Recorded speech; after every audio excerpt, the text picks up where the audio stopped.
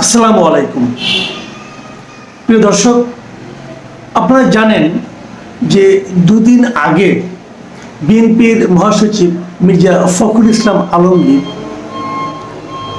Britain থেকে ফিরেছেন এবং সেখান থেকে ফেরার পর যখন উনি এয়ারপোর্টে নামলেন তখন সাংবাদিকরা ওনাকে একটা বিষয়ে অনেক প্রশ্ন করেছেন, কিন্তু একটা প্রশ্নের ব্যাপারে ওনার উত্তরটা যেটা দিয়েছেন উনি, সেটা নিয়ে আসলে আমি আজকে আলোচনা করব। সেই বিষয়টা কি? সেই বিষয়টা হলো বিএনপির ভারপ্রাপ্ত চেয়ারম্যান তারেক রহমান সাহেব দেশে ফিরবেন কবে। এই প্রশ্নটা সাংবাদিকরা মির্জা ফখরুল ইসলাম আলমগীরকে বলেছেন এবং এটা কিন্তু আমারও জানার প্রশ্ন। আমিও এই প্রশ্নটার উত্তর আসলে জানতে চাই যে জনাব তারেক রহমান সাহেব উনি বিএনপির ভারপ্রাপ্ত চেয়ারম্যান। বিএনপি এই মুহূর্তে আমার বিবেচনায় বাংলাদেশে সবচেয়ে বড় রাজনৈতিক দলগুলোর মধ্যে একটি।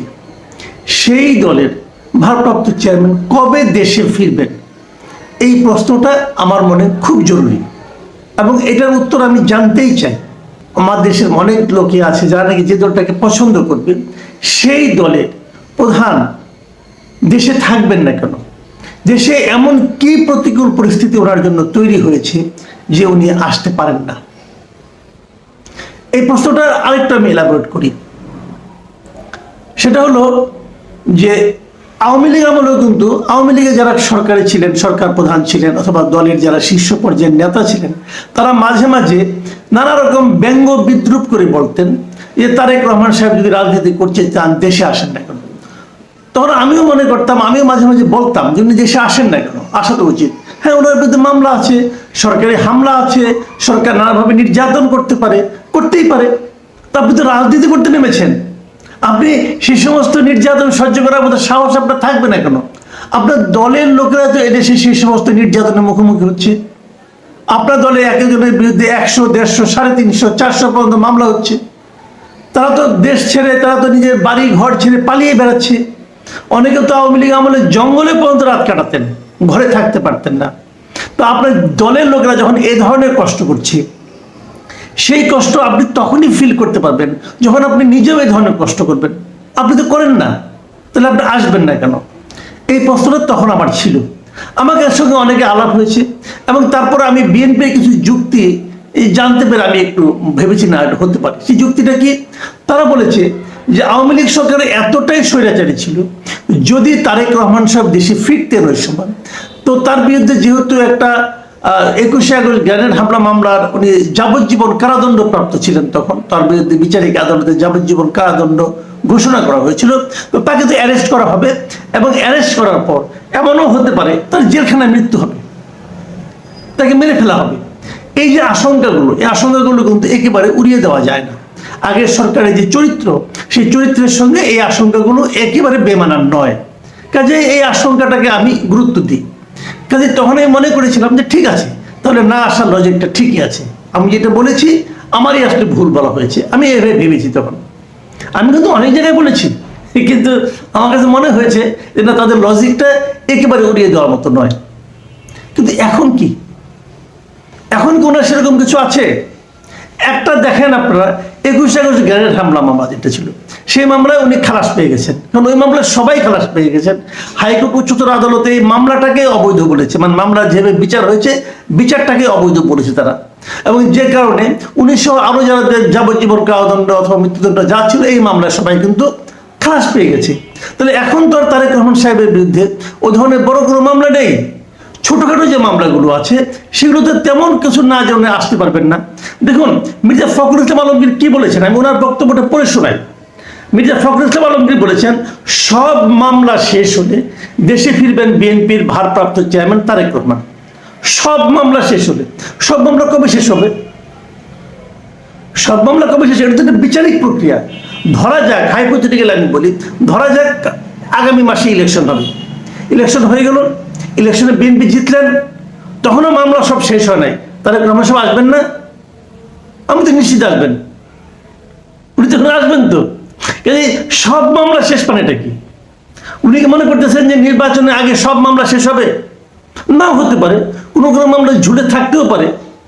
নির্বাচনে যখন তফসিল ঘোষণা করা হবে, এই নির্বাচনের প্রচারের জন্য তারেক রহমান সাহেব দেশে আসবেন না? আসবেন তো। আসা তো উচিত আমি মনে করি।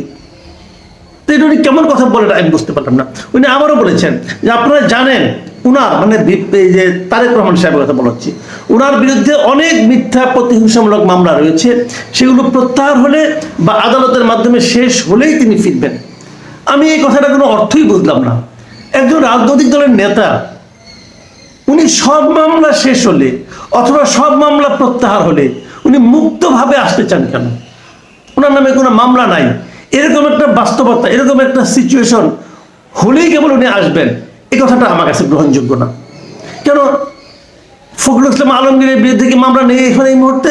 আছে তো, তো উনি দেশে আসেন কেন? উনিও বলতে পারতেন আমি সব মামলা শেষ হলে আসবো। পার্থক্যটা কোথায়? কেন থাকবে না? খালেদা জিয়া কি মামলা নিয়ে দেশে থাকে নাই? আমি মনে করি এগুলো তারেক রহমান সাহেবের বক্তব্য নয়, আমি মনে করি হওয়া উচিত না। কারণ উনি এরই মধ্যে হাসিনা সরকারের পতনের পর উনি এরই মধ্যে বিএনপি পরিচালনা করতে যে এমন কিছু পদক্ষেপ নিয়েছেন যে পদক্ষেপকে আমার কাছে খুবই ম্যাচিউর পদক্ষেপ মনে হয়েছে। এই ধরনের একটা ম্যাচিউর পদক্ষেপ যিনি নিতে পারেন, যে যিনি চিন্তা করতে পারেন, তিনি এই ধরনের কথা আবদার করবেন যে সব মামলা শেষ হয়ে গেলে আমি আসবো, সব মামলা প্রত্যাহার না করলে আমি আসবো না, এটা আমার কাছে গ্রহণযোগ্য না। অথবা যদি উনি বলেও থাকেন এটা আমার কাছে, এটাতে আমি হ্যাপি না, আমি এতে আনহ্যাপি। এবং একই কথা কিন্তু খন্দকার মোশাররফ হোসেন বিএনপির আরেকজন শীর্ষস্থানীয় নেতা, তিনিও কিন্তু একই কথা বলেছেন। তিনি বলেছেন ইতিমধ্যে বিএনপির ভারপ্রাপ্ত চেয়ারম্যানের বিরুদ্ধে যেসব মিথ্যা ও বানোয়াট মামলা আছে তার মধ্যে অনেক মামলা থেকে অব্যাহতি পাচ্ছেন। মামলাগুলো যত তাড়াতাড়ি শেষ হবে আমাদের ভারপ্রাপ্ত চেয়ারম্যানের দেশে ফেরার সম্ভাবনা তত দ্রুত হবে। না, আমার কাছে এই লজিকটা ভালো মনে হলো না। এটা আসলে ওনাদের কাছে বেসিক্যালি কোনো উত্তর নাই, তো কাজে একটা কিছু বলে ওনারা সান্ত্বনা পাওয়ার চেষ্টা করছেন। আমি মনে করি এটা ঠিক না। আমি মনে করি তারেক সাহেবের দ্রুত দেশে আসা উচিত, এসে দলের দায়িত্ব নেওয়া উচিত। হ্যাঁ, আমি মানি আপনি দূরে থেকেও কাছে আছেন, দূরে থেকেও আপনি অনলাইনের মাধ্যমে সমস্ত একদম উপজেলা পর্যায়ের মিটিংও আপনি অনলাইনে যুক্ত হন, এটা আমি শুনেছি। আমার কাছে ভালো লেগেছে যে আপনি মাঠ পর্যায়ের লোকের সঙ্গে আছেন, তাদের সমস্যাগুলো বোঝার চেষ্টা করছেন, এটা একটা বিষয়।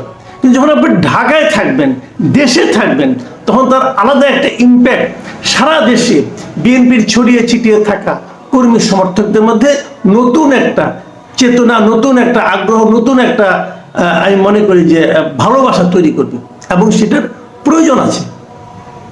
কাজেই আমি মনে করি এই সময়ে ওনার দেশে আসা উচিত, এবং সেটা যত দ্রুত সম্ভব। এবং উনি আইনগতভাবে ওনার মামলাগুলো মোকাবেলা করুন, কেন করবেন না? করুন মোকাবেলা, সমস্যা তো নাই। আরেকটা কথা পাশাপাশি আমি এটাও বলি, ওনার ওইখান থেকে উচিত একটা দাবি তোলা। সেই দাবিটা হলো বিএনপির বিরুদ্ধে কিন্তু অগণিত মামলা আছে, লাখ লাখ মামলা আছে বিএনপির নেতাকর্মীদের বিরুদ্ধে। এই সরকার আসার পর সেই মামলাগুলো কি উত্তর হয় নাই? কেন হয় নাই? হওয়া তো উচিত ছিল আমি মনে করি। আমরা কি বুঝি না যে কোনটা রাজনৈতিক মামলা আর কোনটা জেনুইন মামলা? যে মামলাগুলো রাজনৈতিক, এই 100, 150, 200 করে যে মামলা একজনের আসামি করা হয়েছে, আমি মনে করি যেমন 111-এর পর আওয়ামী লীগ কিন্তু তাদের দলের বিরুদ্ধে, নেতাকর্মীর বিরুদ্ধে যে মামলাগুলি ছিল সেগুলো উইথড্র করে নিয়েছিল। আমি মনে করি এই সরকারের উচিত ছিল যে বিএনপি নেতাকর্মীদের বিরুদ্ধে এবং জামাত, বিএনপি যত রাজনৈতিক দল আছে যারা নাকি আওয়ামী বিরোধী রাজনীতি করতে দেশে, তাদের বিরুদ্ধে যত ধরনের পলিটিক্যাল মামলা আছে সেগুলিকে তুলে নেওয়া। এবং আমি আরো আশ্চর্য হয়েছি এই দলগুলি কেন নিজেরাও এই দাবিটা উঠায় না। তাদেরও আমি মনে করি উচিত ছিল এই দাবিটা ওঠানো, যে আমাদের এই মামলাগুলো তুলে নেওয়া হোক। আমি মনে করি যে বাংলাদেশে রাজনীতি করার জন্য একটা মুক্ত স্বাধীন পরিবেশ দরকার। সেই পরিবেশটা ক্রিয়েট করা তত্ত্বাবধায়ক অন্তর্বর্তীকালীন সরকার যে নামেই অভিহিত করি না কেন, এটা এদেরও দায়িত্ব। আপনারা এই রাজনৈতিক হয়রানিমূলক মামলাগুলো তুলে নেন, এগুলো হাত থেকে রাজনৈতিক নেতাকর্মীকে রক্ষা করেন আপনারা। পাশাপাশি যারা আছেন তাদেরকে দিকে তাকিয়ে আমি বিএনপি ভারপ্রাপ্ত চেয়ারপারসন যিনি আছেন, চেয়ারম্যান যিনি আছেন তারেক রহমান, তাকে অনুরোধ করব আপনি দেশে দ্রুত চলে আসুন। কারণ আপনাকে এই দেশের এখন প্রয়োজন আছে। প্রিয় দর্শক, এখন এই পর্যন্তই। আল্লাহ হাফিজ।